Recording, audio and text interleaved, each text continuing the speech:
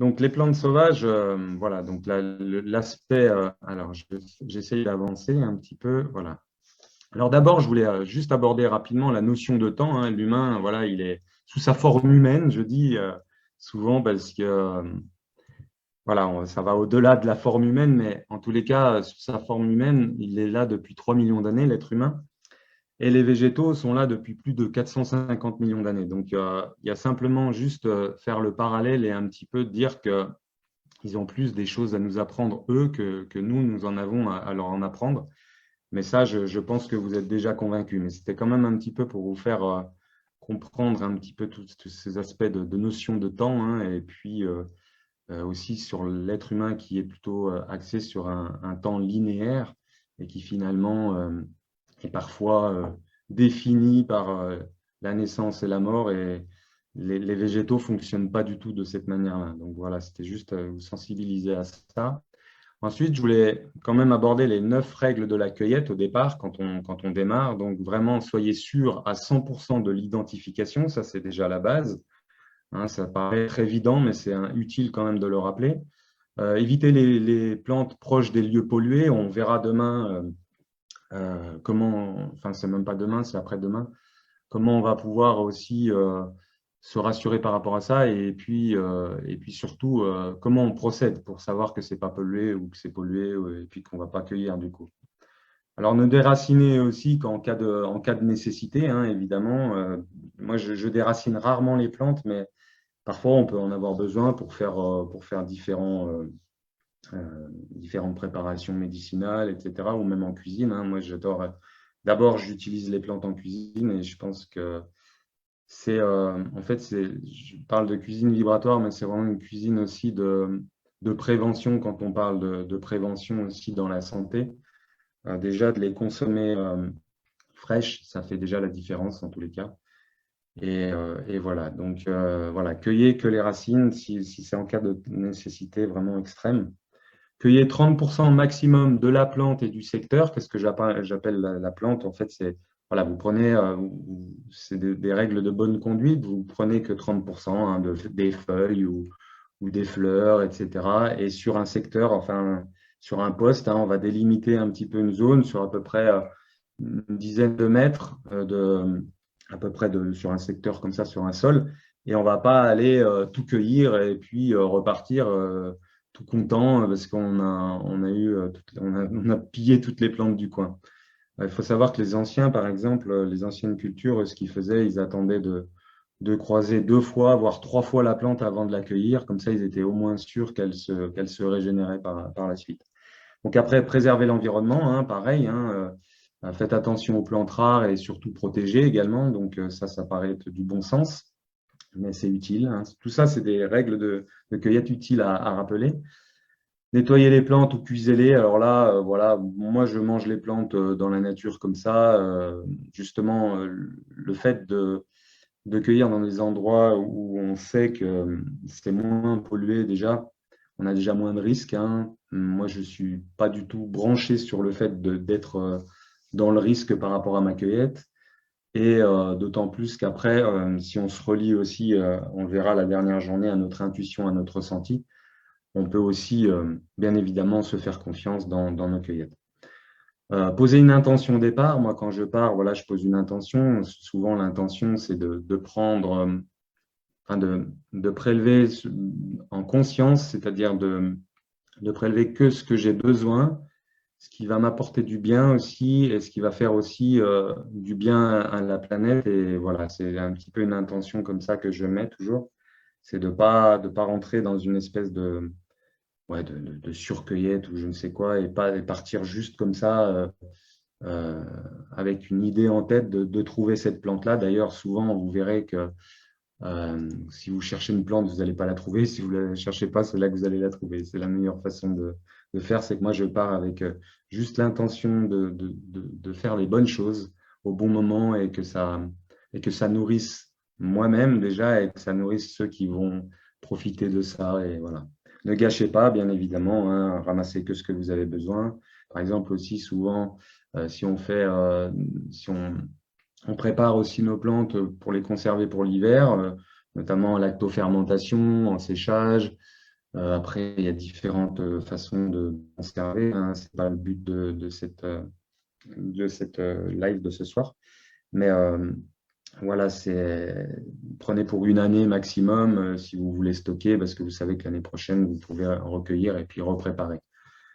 Et puis, ne dérangez pas les animaux. Voilà, ça paraît anodin, mais effectivement, parfois, même quand on croise une biche ou voilà, des jeunes renards, etc., on peut croire parfois qu'ils sont perdus, mais ils ne sont pas perdus. Ils retrouvent toujours leur chemin. N'intervenez pas en ça aussi. Laissez faire un peu la nature. Voilà, ça c'était les règles de la cueillette, un petit peu les règles de conduite quand on part et quelle intention on part. Donc ensuite, on va parler de quelques chiffres pour aborder un peu plus en amont, enfin un peu plus en avant les plantes toxiques. Donc 400 000 espèces au monde, donc 400 000 espèces de végétaux, hein. 80 000 qui sont utilisés au jour d'aujourd'hui. Alors utilisés aussi bien au niveau alimentaire, médicinal, pour créer des abris également, hein. Voilà, donc la vannerie, on a aussi les constructions, enfin tout ça en fait partie. Donc voilà, 6 000 en France qui sont. Alors 6 000 on a 6 000 espèces en France qu'on utilise, enfin qui sont potentiellement utilisables, mais on n'en utilise que 1200 aujourd'hui. Euh, voilà, donc 1200, en sachant qu'il y a justement, on voit le delta, c'est qu'il y a 1800 comestibles. Donc ça, c'est 1800 comestibles.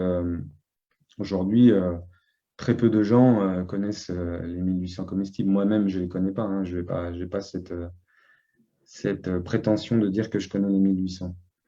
Après, 250 à 300 toxiques, 150 mortels, je dirais, à dose plus ou moins avancée, c'est-à-dire à dose moyenne, voire à très faible dose. Et en fait, à très faible dose, il y en a réellement 24. 24 à très faible dose qu'il faut vraiment faire attention et qui sont toxiques, mortels, hein, avec quelques baies, quelques feuilles, quelques fleurs, ça peut être décisif. Donc, on va les voir là, je vais vous les présenter. Ensuite, 600 variétés de légumes dans le monde. C'était un petit peu le parallèle que je voulais faire par rapport à ça. C'est qu'en fait, à comparaison, tout à l'heure, je vous disais, il y a quand même 80 000 plantes sauvages dans le monde, hein, qui sont potentiellement comestibles. Donc, c'est juste énorme la différence qu'il y a entre les variétés. Et puis 600, honnêtement, quand vous allez si vous allez encore dans les supermarchés ou si vous allez chez les maraîchers, voilà, si on trouve à les grand maximum 30 variétés, c'est déjà énorme. Donc voilà, d'ailleurs en Europe, hein, c'est plutôt 60 qu'on trouve en Europe. Et puis là, je rappelais tout à l'heure, on a 1800 plantes comestibles. Donc 60, c'est 60 légumes notamment, hein. Donc on est d'accord là-dessus. Hop. Donc on passe à la suite. Donc 24 et 250, c'est ce que je vous disais. Le plus important, c'était les 24 ultra toxiques, hein, voilà, qui sont à faible dose, hein, vraiment, qui permettent, enfin, qui peuvent vous laisser sur le carreau, comme on dit. Et c'est vrai que c'est des gens qu'on va le voir, hein, les substances sont très puissantes. Après, cependant, voilà, j'ai cité Paracels, hein. Paracels, c'était un philosophe, mais aussi un médecin chirurgien suisse, hein, qui vivait au XVe siècle. Et donc, lui, il était très, très connecté à la nature. Il a inspiré beaucoup de gens après lui, hein. Et du coup, lui, il disait tout est toxique et rien n'est toxique et tout est question de dosage. Et ça, c'est vrai. Et c'est aussi une question de sensibilité de chacun. Donc, à un moment donné, vous pouvez être plus sensible à certaines substances qu'à d'autres. Et, euh, et du coup, voilà, on peut réagir fortement sur des plantes toxiques parfois, ou alors pas trop, ça dépend. Moi, par exemple, avec l'habitude, j'ai développé aussi cette habitude. Alors, ce n'est pas un conseil. D'ailleurs, je ne l'ai pas précisé, mais tout ce que je vous dis là, ce n'est pas des conseils. Enfin, je veux dire, la base, c'est d'être sûr à 100%. Faites attention dans vos cueillettes, hein, soyez vraiment sûr à 100%. Et moi, ça m'arrive de manger des plantes qui sont réputées toxiques, hein. Alors après, on verra, il y a différents degrés de toxicité. Mais du coup, on voit on peut avoir une espèce d'habitude comme ça, à force de consommer des plantes. Et puis, surtout, plus on se relie à la nature à un moment donné, et plus c'est facile de consommer des plantes. Et parfois, on peut consommer des toxiques, comme moi je fais, réputés toxiques. Alors après, vous verrez, on va parler des différents niveaux. Donc, ce que je voulais vous dire aussi, c'est faut-il avoir peur des toxiques en sachant quand même que vous en mangez quasiment tous les jours, hein. On va parler notamment des épinards, de la tomate. On a aussi l'aubergine, la rhubarbe, mais également la muscade, hein. La muscade est toxique également. Donc voilà, vous voyez, vous utilisez sans peur euh, des plantes, euh, des plantes qui sont cultivées, mais qui sont toxiques à la base. Donc voilà, c'est quand même un petit peu pour relativiser. Et tout à l'heure, comme je le disais, 1800 plantes comestibles à comparaison de 250 toxiques, dont 24 mortelles à faible dose.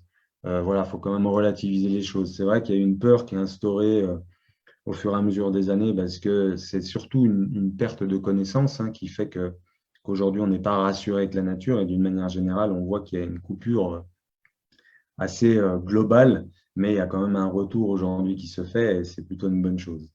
Donc voilà, je disais aussi, là, 97% des plantes d'intérieur ou d'ornement sont toxiques aujourd'hui, hein. Donc même à l'intérieur de chez vous, vous avez des plantes toxiques. Donc voilà, on se calme un peu par rapport à au problème de toxicité, hein. Donc, je disais tout à l'heure les niveaux et principes toxiques. Alors, j'ai pris quelques notes, mais je ne vais pas les lire là. Mais enfin, je m'aide un petit peu pour poursuivre le chemin de tout ça. Mais donc, je disais la sensibilité, il y a le dosage, il y a des toxiques moindres. Tout à l'heure, je disais il y a des toxiques forts, des toxiques moyennes et des toxiques faibles. Et, euh, et du coup, il y a aussi l'abus, hein, l'abus de tout ça. Et c'est parfois, il y a, par exemple, si vous consommez beaucoup d'épinards, vous pouvez vous intoxiquer avec les épinards parce que en fait, ça va agir notamment sur les reins, hein. Ça va souvent user les reins et à un moment donné, vous allez être épuisé et puis vous allez tomber malade et voilà. Donc du coup, on voit aussi quand même que tout ça, c'est relatif quand même. Et à un moment donné, faut quand même relativiser les choses. Alors après, il y a différents toxiques et les symptômes notamment, hein, donc les cardiotoxiques. Donc ça va être plutôt des problèmes cardiaques, évidemment, hein, ça l'indique dans son nom. En fait, on va avoir plutôt ou de la tachycardie, on va faire des arrêts cardiaques dans certains cas, des neurotoxiques aussi qui vont un petit peu être un peu dégénératifs. Hépatique également, voilà, ça peut influer sur le foie.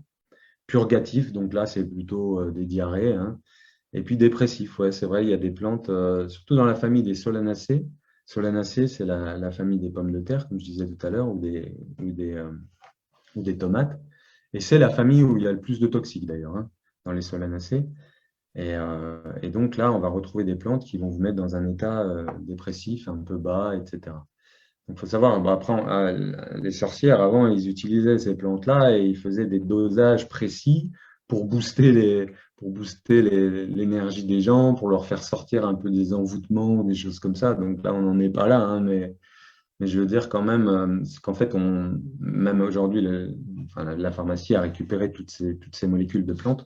Donc c'est juste un certain dosage à un moment donné, et c'est là où je disais l'abus peut mener parfois à des extrêmes par rapport à ça.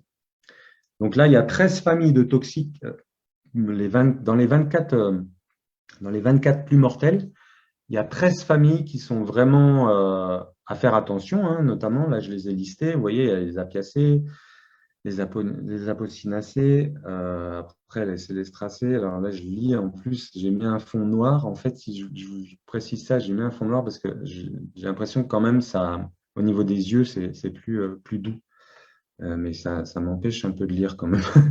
Donc il y a les célestracées aussi, les colchidacées, bon voilà, il y a colchiques, coriariacées. Donc là, je vous laisse regarder, hein, forbiacées, les fabacées. Dans les fabacées, effectivement, il y a beaucoup de comestibles, mais il y a également quelques toxiques qu'on va voir. Et donc voilà, vous voyez, il y a 13 familles essentielles. Donc on va vraiment faire attention aux familles au début, un petit peu quand on démarre, hein. C'est vraiment un petit peu un fil de guidance à avoir, c'est faire attention à ça. Et vous verrez qu'il y a des particularités dans les familles qui vont pouvoir nous indiquer qu'on s'oriente vers des bonnes, des plantes comestibles ou pas. Alors après, il n'y a pas de réel lien qui pourrait nous dire toutes les toxiques, elles ont ça, sauf il y a quelques caractéristiques, mais on ne peut pas dire toutes les toxiques, elles ont telle ou telle caractéristique qui nous permettent de les reconnaître tout de suite. Et c'est ça aussi, c'est la subtilité du végétal et la reliance et la confiance en soi aussi. À un moment donné, tout ça, ça se développe, mais il faut avancer petit à petit. Petit à petit. Mais voilà, c'était pour vous préciser qu'il n'y avait pas de caractéristiques en soi qui étaient généralistes. Donc après, comment on approche les plantes? Alors, on les approche déjà par notre énergie, comment on ressent la plante quand on approche comme ça. Après, il y a l'œil, évidemment, hein. Il y a l'odeur. L'odeur, hein, souvent, c'est très, très significatif. Il y a pas mal de substances ou d'odeurs, vous verrez, avec la ciguë, hein, qui vont nous permettre de reconnaître assez rapidement que c'est une plante qui n'est pas appropriée à être consommée. Et il y a également le toucher, et puis j'aurais pu mettre le goût, mais là, le goût, après, il faut vraiment être sûr à 100% avant de passer au goût. Mais voilà, on peut aussi passer par cette phase-là. Donc après, il y a des familles. Alors j'ai mis famille non toxiques. Alors il y en a, il y a quand même quelques toxiques donc, que je vais vous citer d'ailleurs, mais si vous voulez, ce n'est pas des toxiques euh, graves à faible dose, donc qui sont considérés dans les 24 notamment, hein, dans les 24 les plus toxiques. Donc il y a 4 familles notamment où vous pouvez déjà vous intéresser à ces familles-là et cueillir ces familles-là parce que vous êtes, alors, pas sûr à 100%, je le répète, il va falloir faire attention à quelques plantes que je vais vous citer, mais vraiment dans ces familles-là, c'est déjà la base. Si vous démarrez avec ces familles, vous verrez, je vais vous citer des noms de plantes, ça va vous parler. Déjà, vous en connaissez certainement un nombre beaucoup plus que ce que vous pensez d'ailleurs. Bien souvent, on pense qu'on ne connaît pas beaucoup de plantes, mais on en connaît déjà pas mal. Donc voilà, il y a les lamiacées, les brassicacées, les rubiacées et les astéracées. J'aurais pu rajouter aussi les rosacées. Enfin, il y a vraiment différentes. Ah, alors attendez, je suis passé trop vite.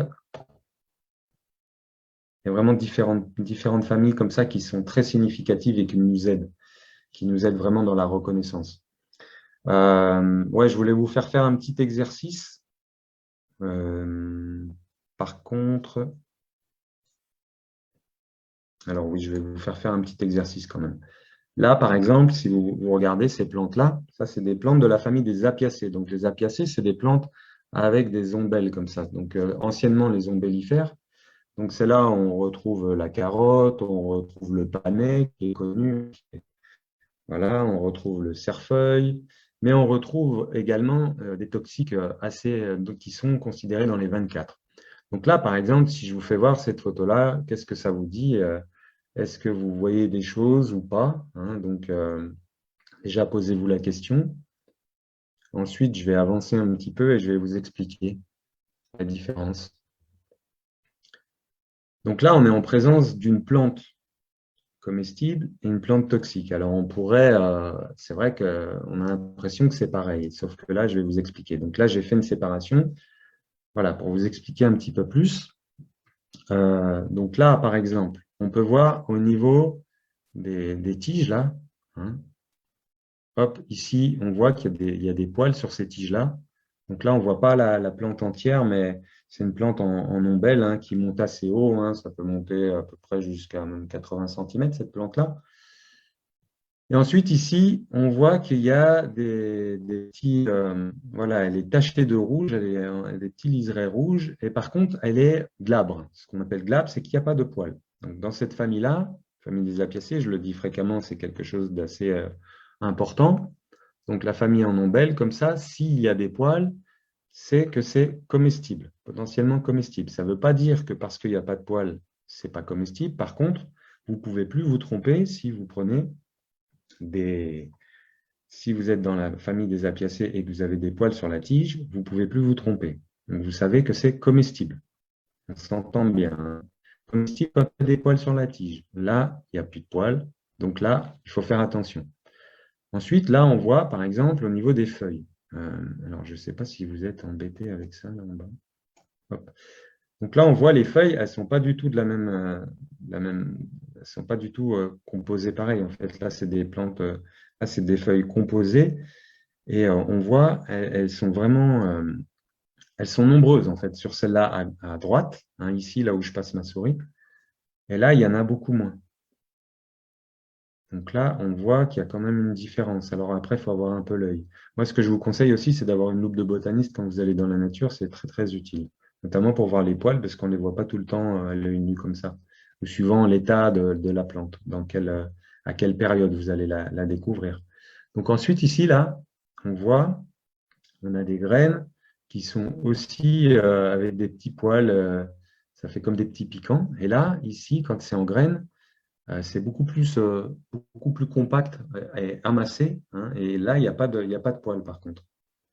Donc ça, c'est une particularité. Et puis là, bah, ça, c'est très connu. Et puis si vous connaissez cette plante-là, vous allez assez la reconnaître rapidement. Donc ce fameux, alors ça, on ne l'a pas toujours. Donc il ne faut pas s'y fier. Cette fleur noire au milieu de l'ombelle, donc toutes les fleurs, ça, c'est des ombelles d'ombellules en fait, hein. Donc c'est une ombelle d'ombellule. Donc, il y a plein d'autres petites ombellules et ça englobe tout, c'est une ombelle en fait. Donc là, il y a une petite fleur noire au centre. Et donc là, si vous connaissez, donc vous allez assez vite savoir, c'est la carotte comestible à gauche. Et là, la ciguë qui est mortelle à droite. Donc voilà, il y a des petites subtilités comme ça. Et il faut quand même un petit peu cheminer avec ces plantes pour, cette famille-là, bon, je vous ai présenté les apiacées, c'est vrai que c'est souvent, c'est pour ça que je vous la présente, parce que j'ai souvent des personnes qui me disent qu'ils doutent avec cette famille-là. Et c'est dommage parce que c'est vrai que c'est des plantes qui sont très goûteuses. Moi, j'adore la carotte, hein, la fleur de carotte. On fait plein de choses, hein. On peut aromatiser des glaces, des crèmes dessert, etc. Souvent avec la carotte. Mais également, bien sûr, on peut manger sa racine, hein, mais sa racine, on la mange plutôt la première année, c'est-à-dire quand elle n'a pas de fleurs. Donc voilà. Et puis après, je voulais quand même vous faire voir deux autres plantes. En fait, à droite, c'est la même plante qu'avant, là, celle qui est ici. Donc c'est la ciguë. Et là, à gauche, on voit que là, les feuilles, elles sont pas du tout pareilles. Déjà, ça finit en pointe, elles sont beaucoup plus resserrées.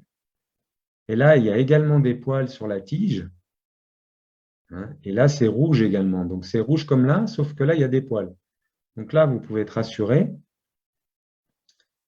Et du coup, on voit que les graines, c'est pas du tout c'est pas du tout les mêmes non plus, hein.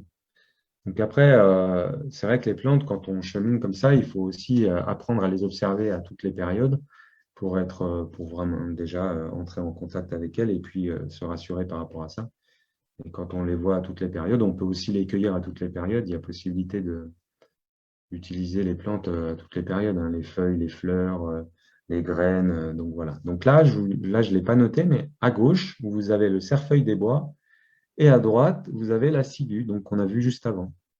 Le cerfeuil, c'est génial, quoi. C'est super bon. Moi, j'en ai mangé énormément cette année. On peut aussi faire de la lactofermentation avec, donc c'est dommage de passer à côté.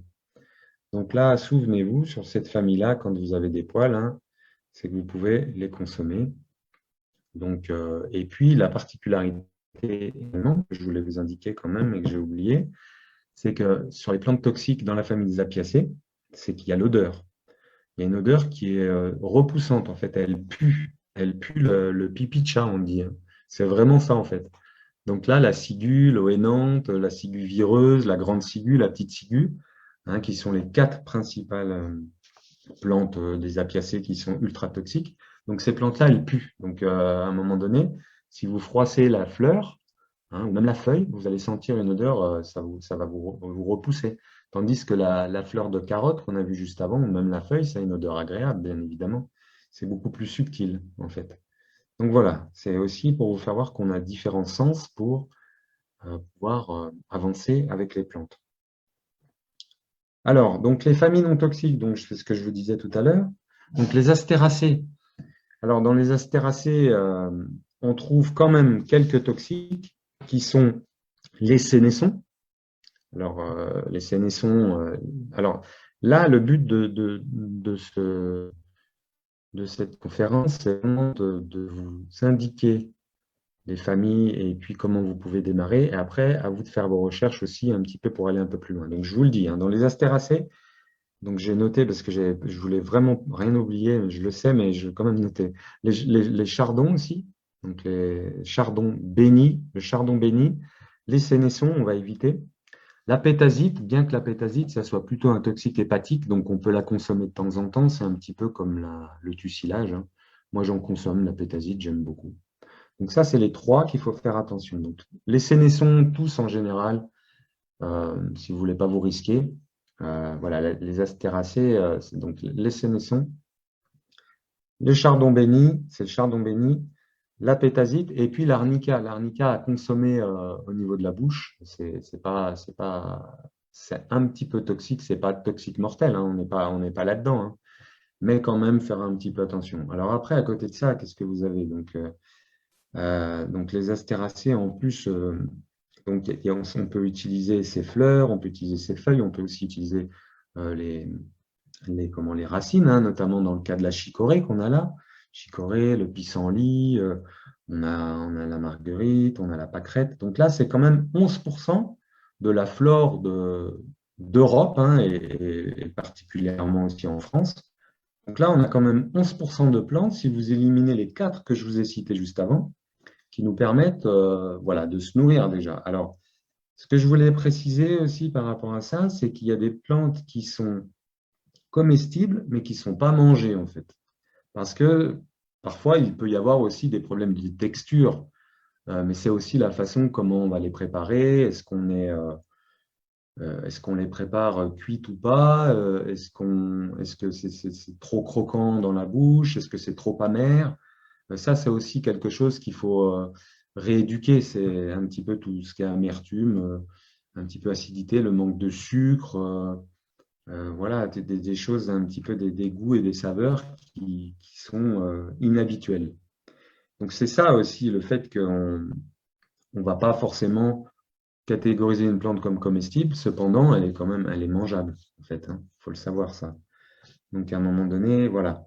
Donc 11% des astéracées. Ensuite, on a les fabacées. Alors là, les fabacées, quand même, il faudra faire attention à certaines plantes qui sont plus toxiques que les astéracées, hein. Il y a un niveau un peu plus supérieur, donc c'est un niveau moyen, on va dire, hein. Donc, notamment, après, moyen, ce que je veux dire, c'est que par exemple, la cytise, qui fait partie des fabacées, la cytise, si vous mangez deux fleurs, de 2 grammes de fleurs de cytise. La cytise, on peut la confondre avec l'acacia, la fleur d'acacia. Souvent, c'est confondu avec la fleur d'acacia. Donc, c'est un petit arbuste qui, lui, par contre, il ne fait pas du bois. Il est vraiment, il n'est pas ligneux, on dit, hein, et il fait des petites fleurs comme les acacias, sauf que ces fleurs sont jaunes. Donc, il est assez facilement reconnaissable, hein. Donc, ça, c'est la famille des fabacées. Donc, il y a le cytise, le genêt également, qui est toxique, moindre mal, l'anagir également, la coronie, la glycine et le lupin. Donc voilà, ça en fait 6. Donc le lupin, consommé cru, alors après, il y a différentes façons de le préparer éventuellement, hein, mais là, il vaut mieux le mettre, l'intégrer dedans. Après, cependant, on a encore énormément de plantes comestibles dans cette famille-là. Donc si on retire ces 6-là qui sont moyennement toxiques, hein, sauf la cytise, je vous disais, qui a un cran quand même supérieur. Donc là, on a les trèfles, les gesses, la vesse, l'astragale, la luzerne, le mélilo. Euh, voilà, donc c'est vraiment beaucoup de plantes. C'est des plantes qui sont fixateurs d'azote aussi, hein, dans les sols.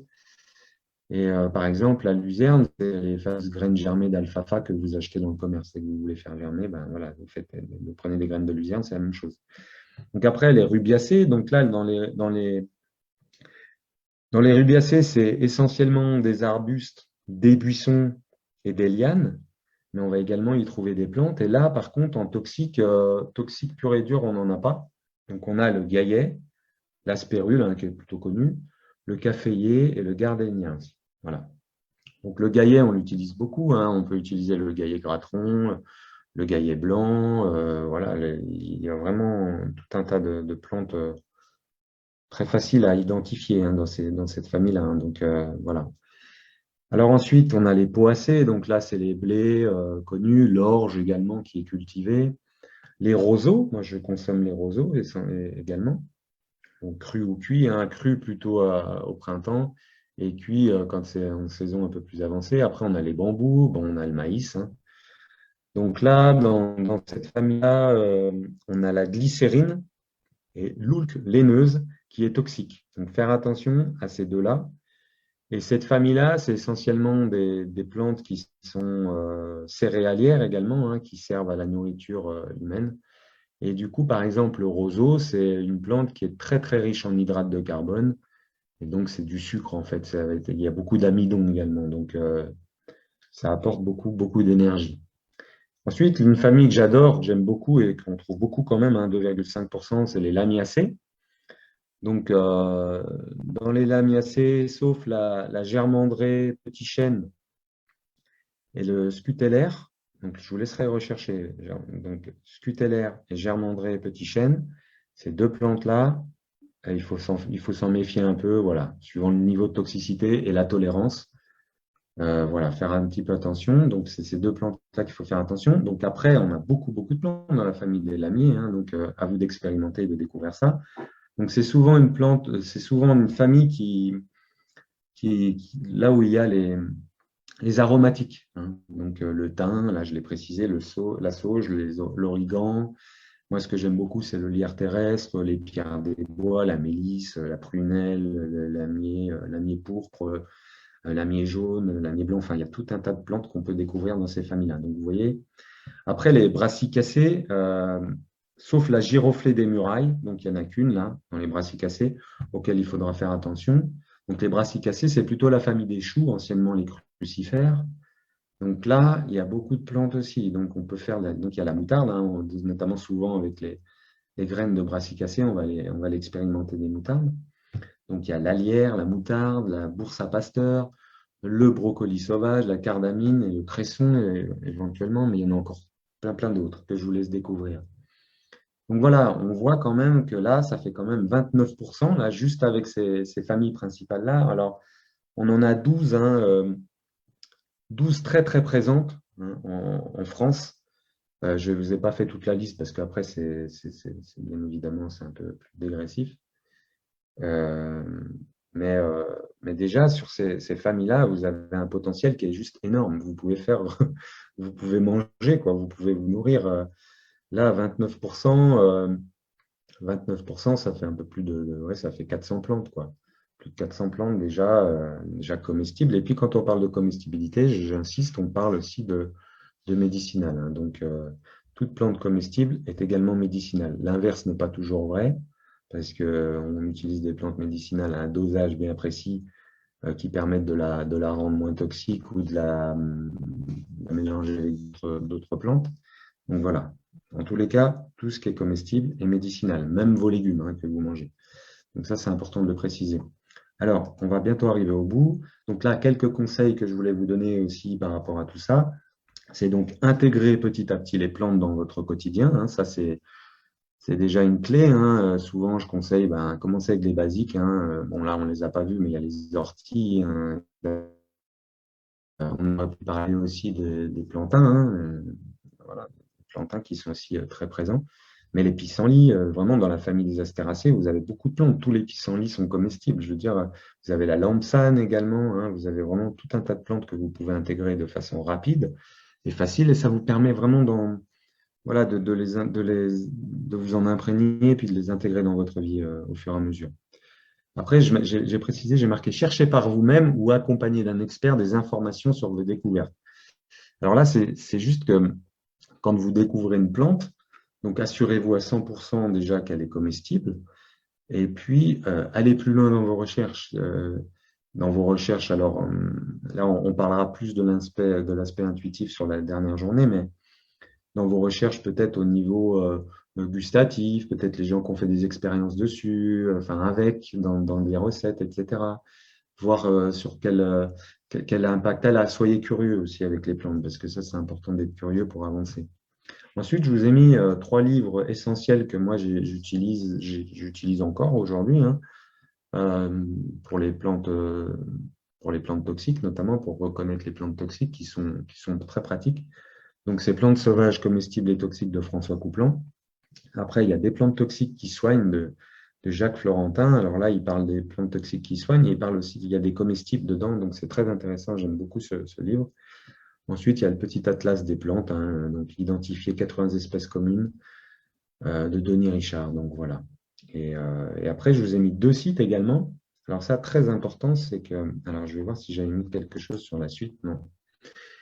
Très important, c'est que donc il y a un site qui s'appelle Toxiplante, qui est très bien fait. Hop, je vous le partage ici. Voilà. Ici, hop.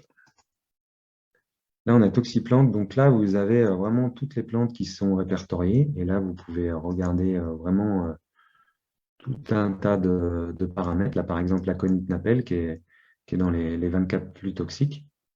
Donc là, voilà, vous avez les paramètres. Vous avez aussi les photos, hein, qui sont très bien faites. Donc ça vous permet d'avancer aussi.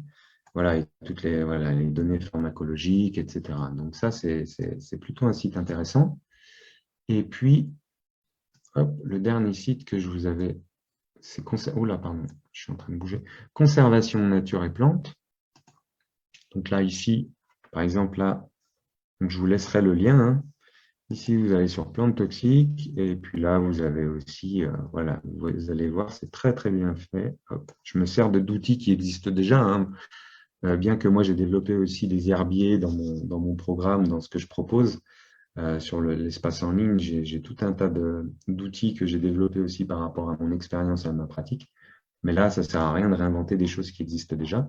Donc là, vous voyez, vous avez vraiment toutes les plantes qui sont catégorisées, là, les solanacées. Donc je vous disais qu'on retrouve souvent les toxiques.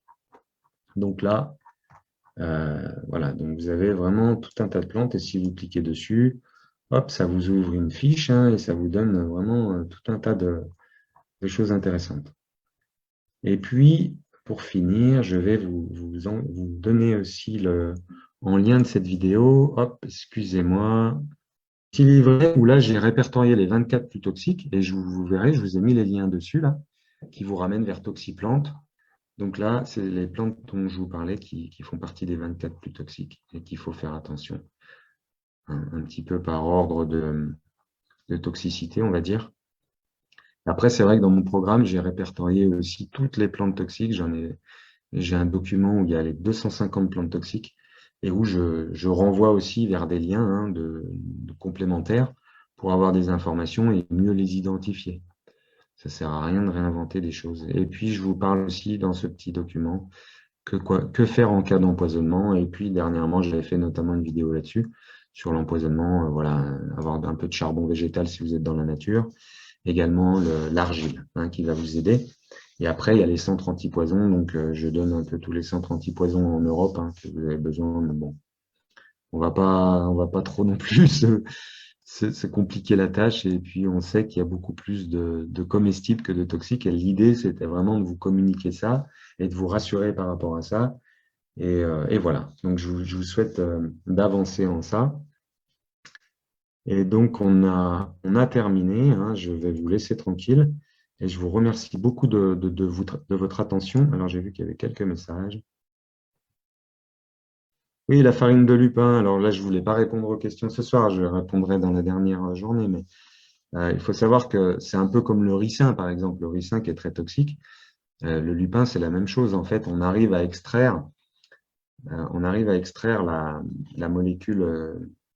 La molécule qui est toxique dans la plante, hein, avec les procédés de fabrication. Hein, pareil, le lupin, on peut le trouver aussi comme le maïs, hein, on le trouve vendu comme le maïs, donc voilà. Donc là, je lis un petit peu la plante à consommer en septembre-octobre. Alors, quelle est la plante à consommer? Alors, il y en a beaucoup. Il y en a encore beaucoup, contrairement à ce qu'on peut penser. Voilà, je sais pas si, je sais, j'en ai tellement que je sais plus par laquelle commencer. En fait, il y a des trèfles, hein, il y a des orties, comme je disais tout à l'heure. Il y a la plus commune, oui. Bah, il y a beaucoup d'orties en ce moment. Alors les orties, il ne faut pas trop en abuser en ce moment parce qu'ils se sont renforcés et ça peut user les reins quand on consomme un peu trop. Donc il faut y aller mollo quand même. Après, on a encore beaucoup de plantains. Là, on a les baies en ce moment. Les baies, hein, ça dépend dans quelle région vous êtes, mais surtout au nord de la France. Voilà, à partir du centre jusqu'au nord, on trouve encore beaucoup de baies, hein. La viorne lantane, on trouve ben, les, les mûres. Voilà, il y a vraiment beaucoup de plantes, hein. La pimprenelle également. Consommez la pimprenelle. La pimprenelle, très facile à identifier, puis vous pourrez assez rapidement la manger, parce que ça, on la trouve aussi toute l'année. Après, il y a les pissenlits, bien évidemment. Donc voilà, hein, tout un tas de plantes. Je vous laisse découvrir.